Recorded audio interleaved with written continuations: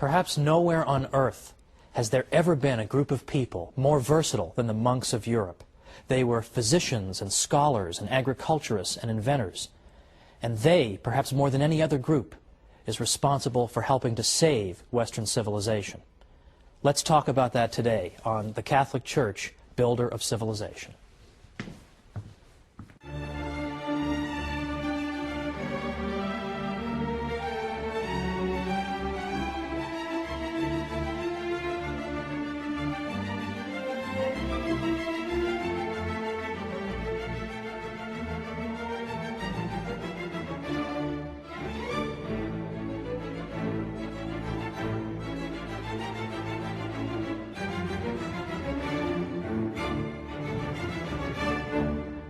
Welcome once again to the Catholic Church, Builder of Civilization. I'm Thomas Woods. Today it's the monks who helped to save Western civilization. Now there's a small publishing industry out there of books called How So-and-so Saved Civilization. This group saved it, and that group saved it. The monks deserve this title, ladies and gentlemen, the monks. Even the Irish, who are sometimes credited with saving civilization, did so in large part because of their monks. Who were these people, after all? They were monks. Well, I don't want to assume any prior knowledge. Who are the monks? What are they doing? And how did they save Western civilization? We already see in the 3rd century a tradition whereby women religious, we would call them, began to live together and share the same spiritual and prayer life and dedicated themselves to the care of the poor and the sick. So it's very easy to see in that the tradition of convents and the life of the nun. Also in the 3rd century we see a tradition among men to be hermits. The hermits were people who forsook everything, who pursued absolute solitude in order better to commune with God and to hear Him and to pray to Him. St. Anthony of the Desert in the mid-3rd century was a classic example of this. He lived to be over 100 years old, and he went out into the deserts of Egypt. The hermits typically lived completely alone. They would gather on Sundays to worship God, but otherwise they kept to themselves. And they tended small vegetable gardens to support themselves, or they made baskets, but otherwise theirs was a life of extreme solitude. Now, in a certain sense, this is all well and good, and the Church has never altogether repudiated the tradition of hermit life. In fact, she's had a pope who was a hermit in the 1290s, Pope Celestine V. But right away, there were critics of the hermit's life, because the hermit, who lived apart from anyone who could provide him spiritual guidance, sometimes engaged in spiritual practices that were, well, rather questionable. Some of them engaged in, shall we say, penances that were exaggerated, or some of them would go out of their way to wait until food rotted before they would eat it.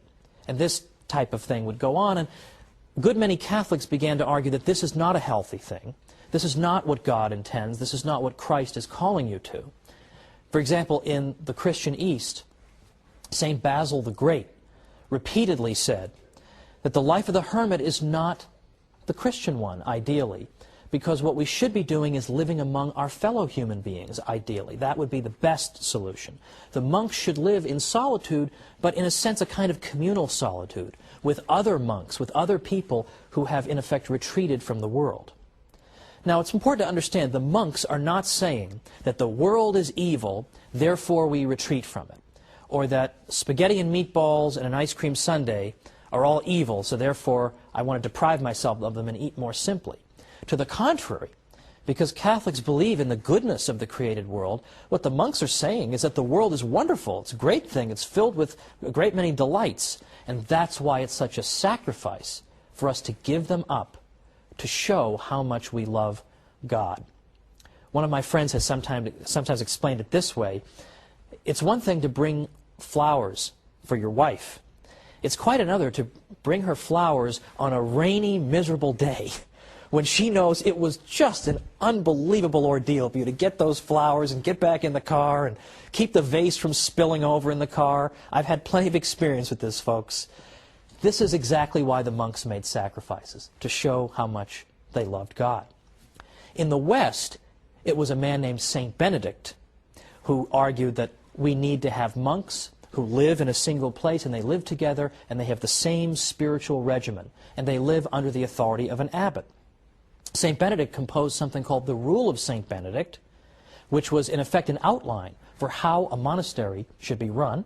He wrote this around 529, and with the passage of time, this became the model for organizing monasteries. A monastery, of course, is where the monks live. And St. Benedict argued that the monks should live penitential lives, it's true, but not lives that are so penitential that it would disrupt their spiritual lives. We don't want that. We want them to live at the material level of about the average Italian peasant.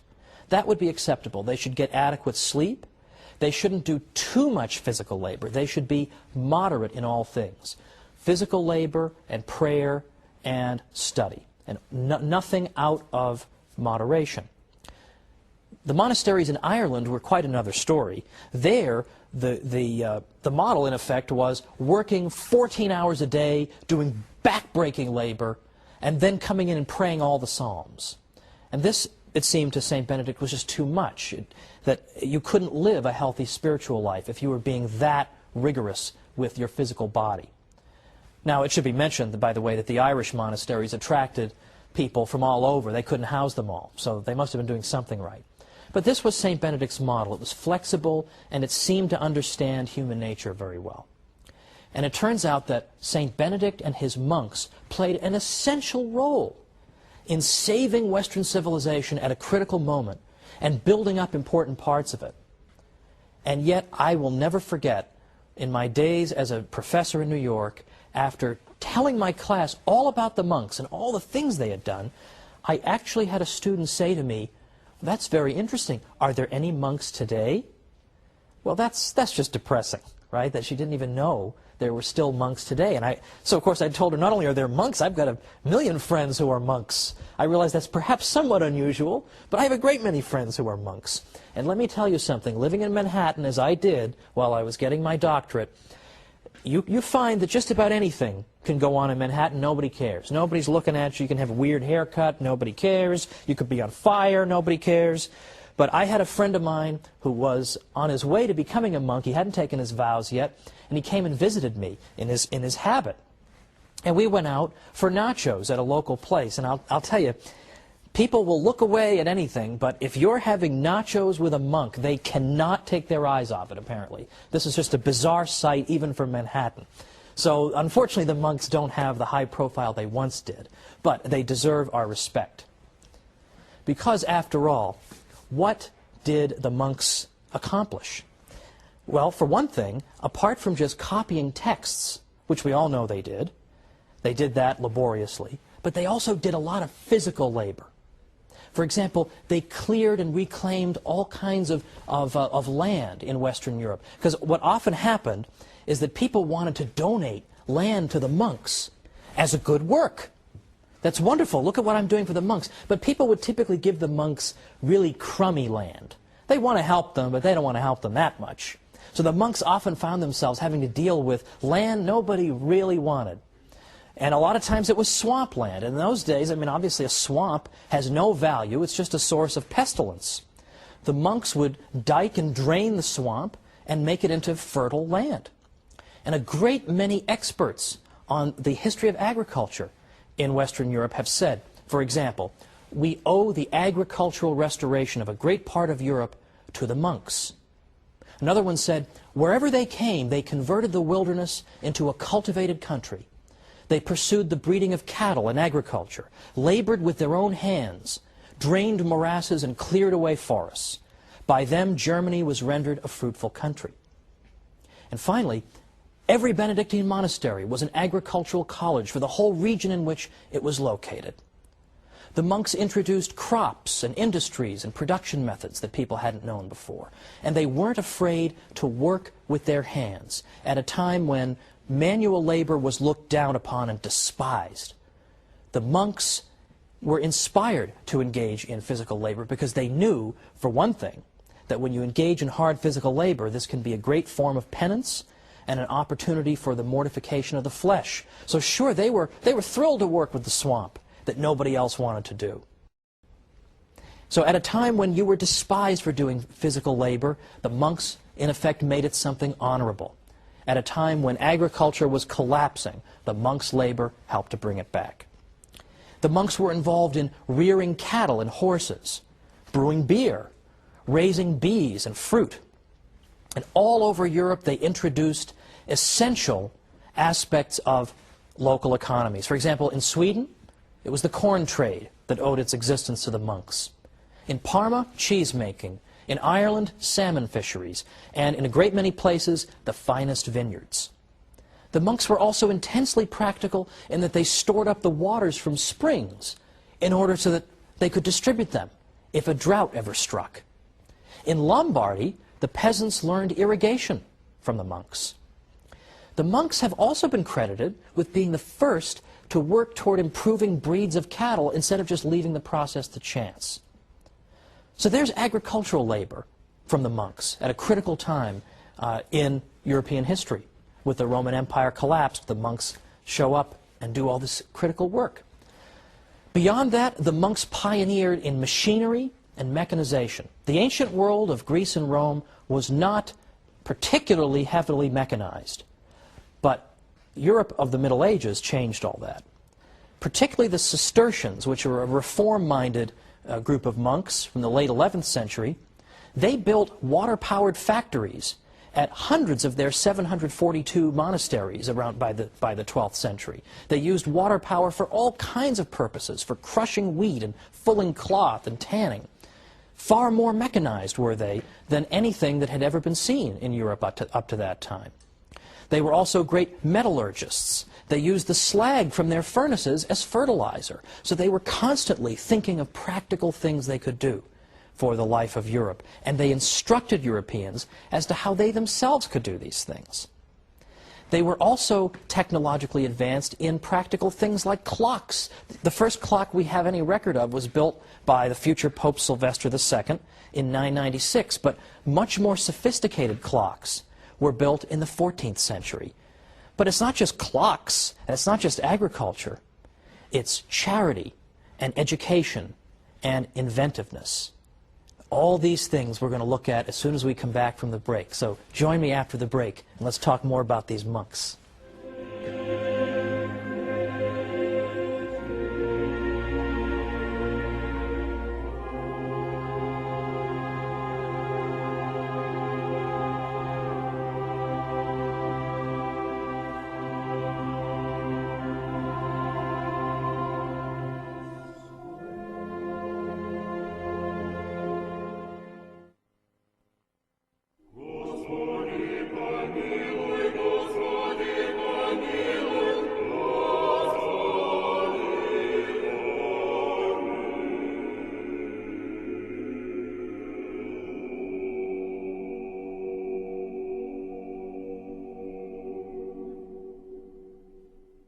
Welcome back to the Catholic Church, builder of civilization.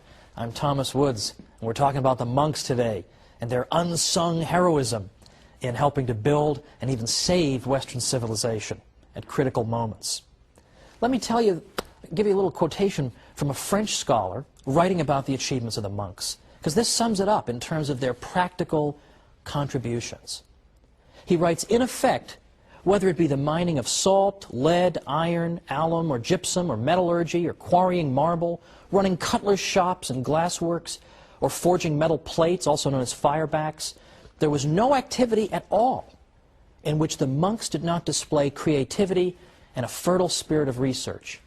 Utilizing their labor force, they instructed and trained it to perfection. Monastic know-how would spread throughout Europe. In fact, even today, we're still only beginning to appreciate fully the extent of monastic technological cleverness. In the late 1990s, an archaeometallurgist at the University of Bradford named Jerry MacDonald found evidence in North Yorkshire, England, of a degree of technological sophistication that pointed ahead to the great machines of the 18th century Industrial Revolution. He found that the monks had built a furnace to extract iron from ore.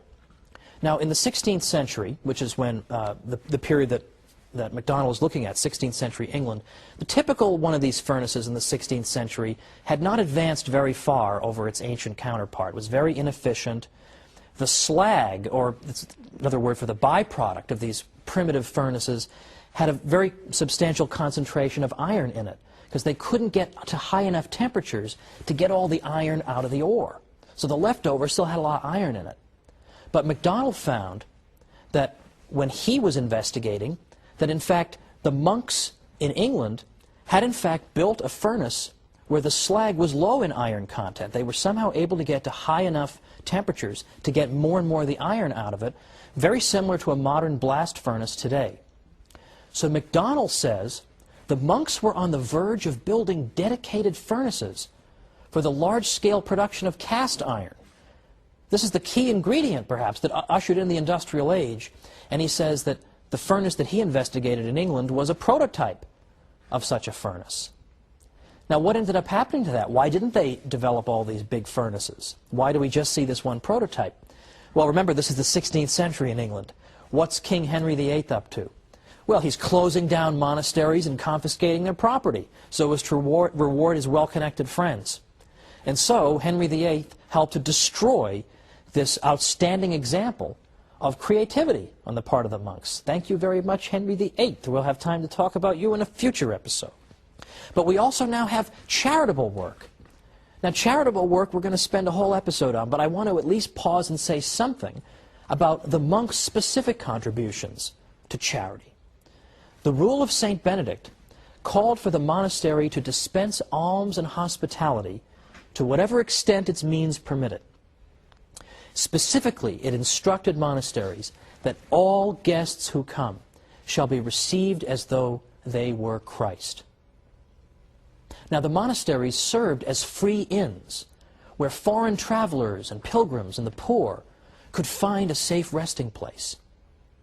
I love this quotation from an old historian of the Norman Abbey of Bec. He said, "Let them ask Spaniards or Burgundians or any foreigners whatever how they have been received at Bec. They will answer that the door of the monastery is always open to all and that its bread is free to the whole world." In some cases, the monks were even known to make efforts to track down poor souls who, being lost or alone after dark, found themselves in need of emergency shelter. They established contrivances for warning sailors of perilous obstacles. Or, in fact, nearby monasteries often made provision for shipwrecked men in need of lodging. All these were typical contributions of the monks. They also built up the medieval infrastructure and built and repaired roads and bridges. But as part of their charitable work, they were also great physicians for their day. In fact, it was the church that helped to create the hospital in the first place. But the monks went even further, because there weren't hospitals everywhere. But there were a lot of monasteries. And initially, the monks provided medical care to their fellow monks. But as time went on, they realized that they possessed a critical skill that local townspeople also needed. So oftentimes they would go out into the local towns and seek out sick people who were in need of their medical care. Again, I would say that's a fairly unsung aspect of the monastic contribution. But in addition to being great physicians and agriculturists and inventors, they were also great educators. St. John Chrysostom tells us that it was already in his day, around the 4th century, it was already customary for people in Antioch to send their sons to be educated by the monks. St. Boniface established a school in every monastery he founded in Germany. In England, St. Augustine, and here we're talking not about St. Augustine of Hippo, but St. Augustine of Canterbury, St. Augustine and his monks set up schools wherever they went. St. Patrick is given credit for encouraging Irish scholarship. And of course, the Irish monasteries developed into very important centers of learning, and they dispensed instruction to monks and laymen alike. Now, sometimes it's been said that the monks did engage in some education, but they were really only educating their fellow monks. Well, that's, as we've seen, not entirely true. There are plenty of cases we have on record of the monks. There are plenty of cases we have on record of the monks providing education to people in the local area. But let us say that that accusation is true. Let's even grant it for the sake of argument. Let's say that the monastery's contribution had simply been to teach other monks how to read and write. That's all it was. Well, even if that had been their only contribution, that would have been no small accomplishment.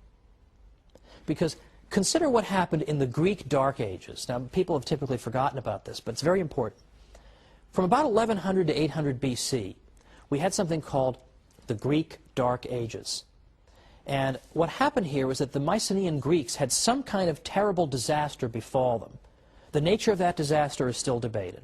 But something terrible happened to these people.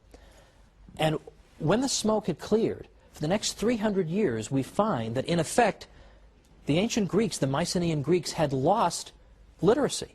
They had lost the ability to read and write. Now you wonder, how could you lose the ability to read and write? How could you forget that? Well, partly it happened because people were scattered following whatever disaster it was that befell them. And they had to think solely of their own survival. And learning how to read and write was not exactly critical when you just needed food and sustenance. Secondly, it's been speculated that maybe whatever disaster struck the Mycenaean Greeks struck in particular the educated classes, so that those who would have remembered literacy were in fact wiped out. Well, whatever the explanation, the fact is they lost literacy at a time of general civilizational collapse. Well, let's remember that the monks were functioning and carrying out all these wonderful tasks I've described at a time in Western European history that was very similar. There was general collapse. There was political disorder. There was an abandonment of education by and large. There was an abandonment of urban life. That was the environment in which the monks functioned. And so even if all they had done was to keep literacy alive, well, that's very important, because that means they prevented a repeat of the Greek Dark Ages when literacy was lost. Thanks to the monasteries, literacy was not lost, but Western Europe managed to hang on to it. That's no small contribution, is it? In fact, the contributions of the monks have been so great that even scholars who are inclined to be unsympathetic to them have conceded it. And I've always tried to go out of my way when I've written about Catholic history to cite not only non-Catholics, but anti-Catholics when possible, so that people won't come back and say that I'm just picking and choosing among my sources. When people who don't even like the Catholic Church are saying, okay, the monks did a lot, that says something. So, for example, one unsympathetic scholar said, the monks not only established the schools and were the schoolmasters in them, but also laid the foundations for the universities. They were the thinkers and philosophers of the day and shaped the political and religious thought. To them, both collectively and individually, was due the continuity of thought and civilization of the ancient world with the later Middle Ages and with the modern period. That's no small compliment.